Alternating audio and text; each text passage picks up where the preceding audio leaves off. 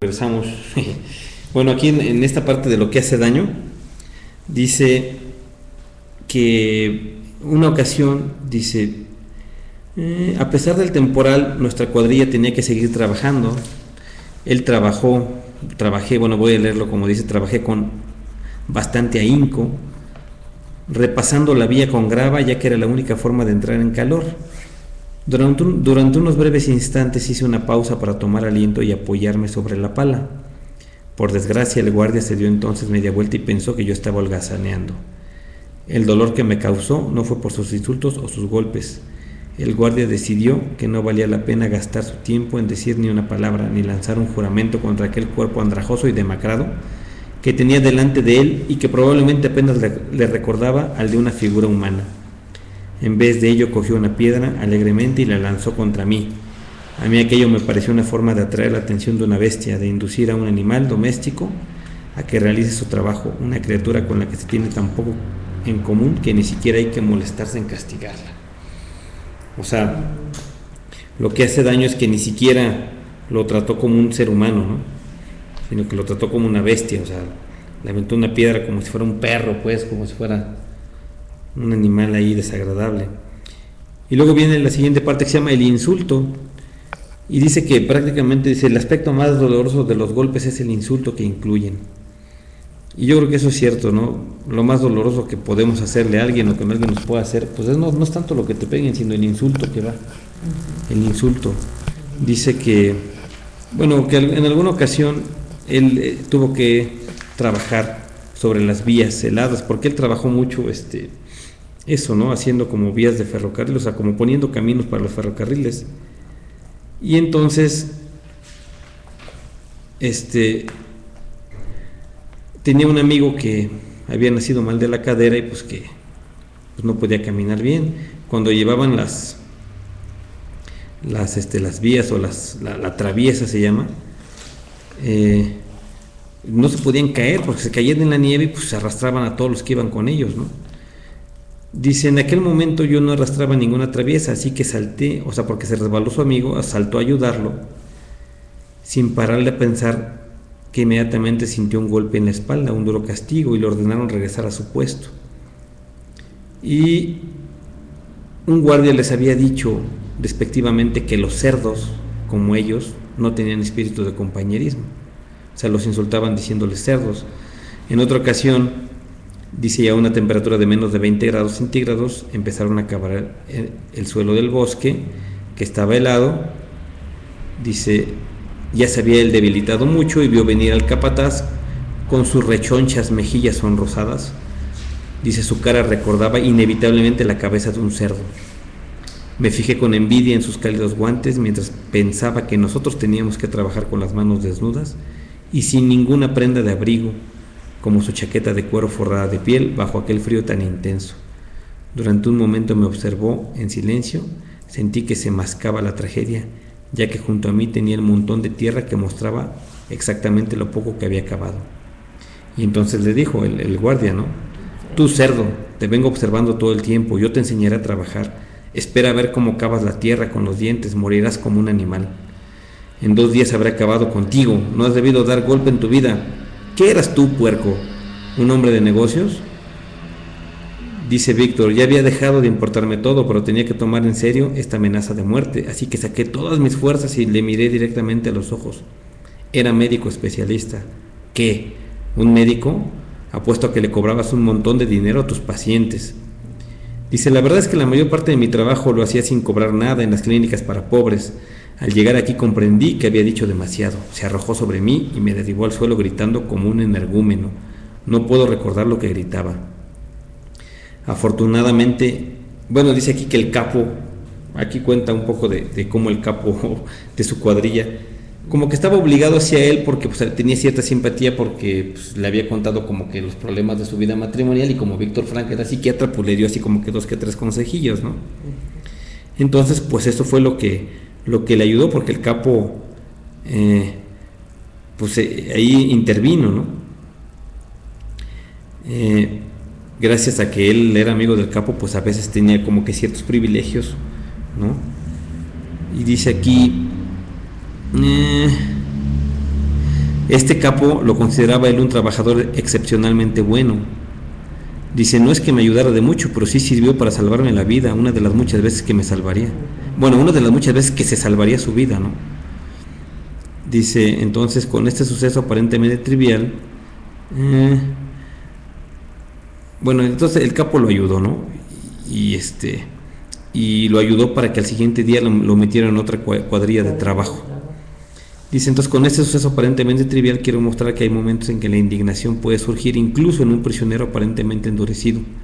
Indignación no causada por la crueldad o el dolor, sino por el insulto al que va unido. Dice, aquella vez la sangre se le agolpó en la cabeza por verse obligado a escuchar a un hombre que juzgaba su vida sin tener la más remota idea de cómo era él. Dice, por aquí, que también había capataces que se preocupaban por ellos, ¿no? Cuanto podían por aliviar su situación, cuando menos al pie de obra. Pero aún así no cesaban de recordarlos que un trabajador normal hacía 7 veces nuestro trabajo y en menos tiempo. Aquí me gusta mucho porque aquí le contesta algo a alguien, ¿no? Esta parte está también interesante porque a pesar de todo, pues se defendió.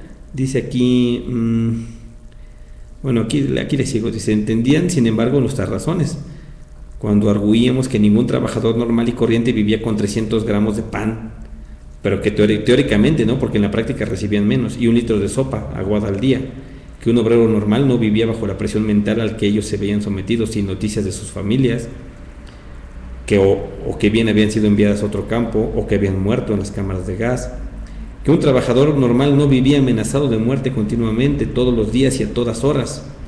Una vez incluso, dice Víctor, me permití decirle a un capataz amablemente, si usted aprendiera de mí a operar el cerebro con tanta rapidez como yo estoy aprendiendo de usted a hacer carreteras, sentiría un gran respeto por usted. Y él hizo una mueca. Tómala, cachetón. Así que toma, chango, tu banana, ¿no? Para que se eduque. Pues sí. Bueno, y luego venimos aquí con otra parte que dice los sueños de los prisioneros, ¿no? ¿Con qué soñaban? Dice que soñaban, dice, la vida íntima del prisionero, en primer lugar, se descendía a un nivel primitivo.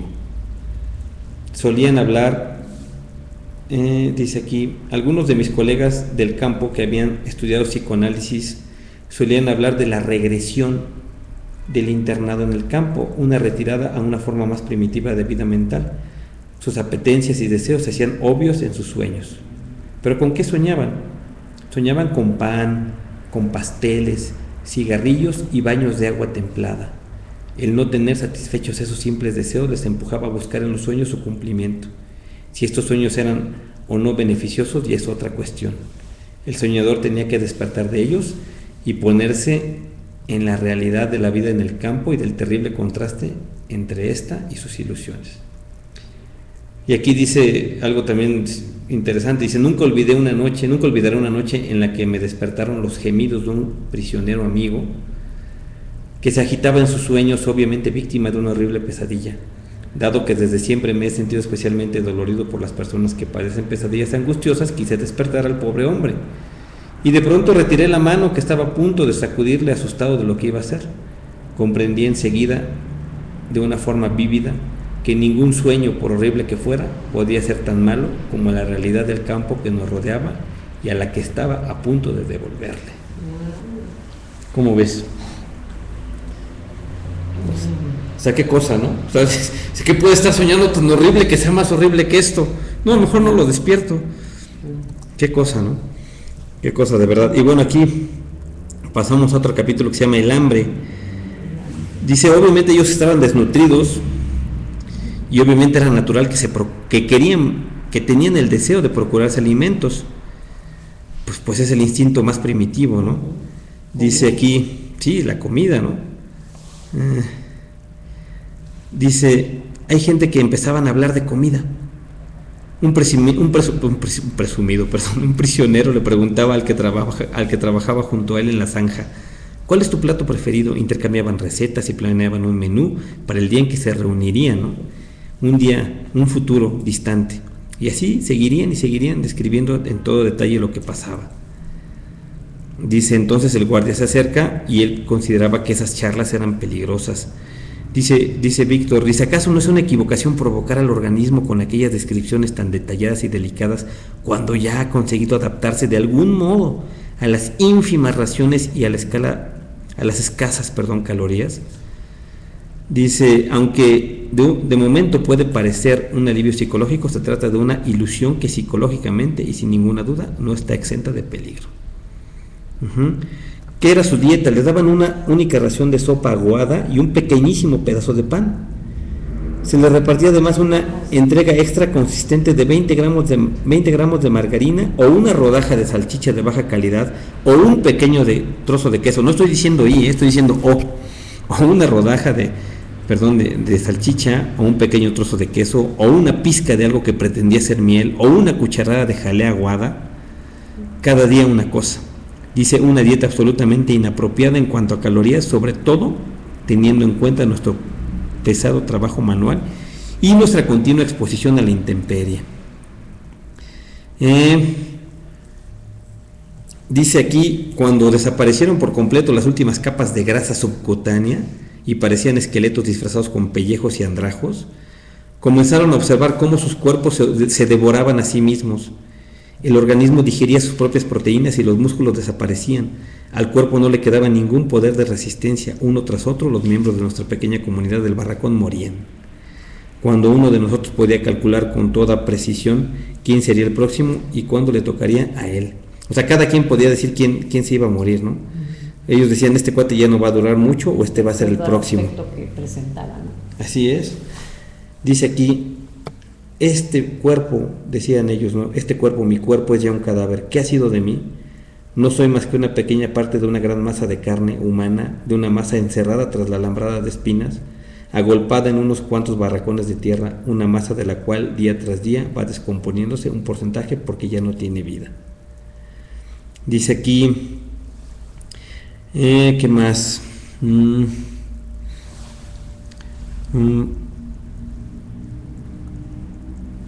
Por aquí hay una parte en la que menciona que, aquí están, tenían discusiones, ¿no? Cómo conservar la ración diaria. Había quienes decían, no, pues cómetela de un jalón, el pan. Y había quienes decían, no, cómetela poco a poco.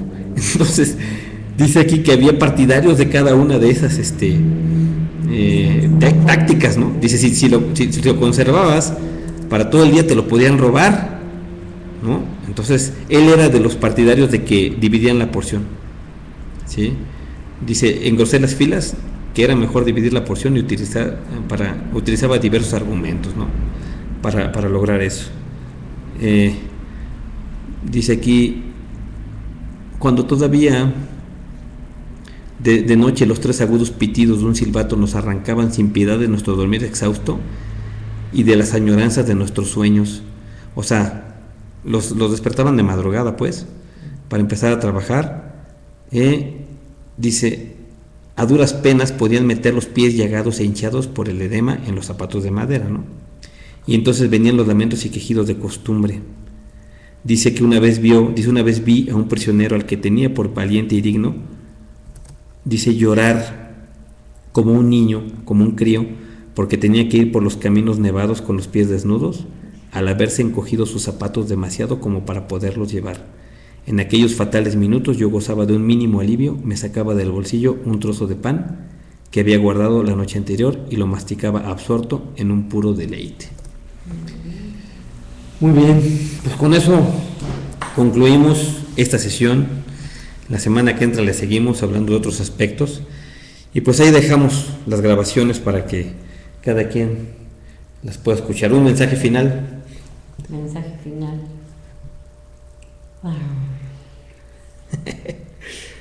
15 segundos. Tú pon.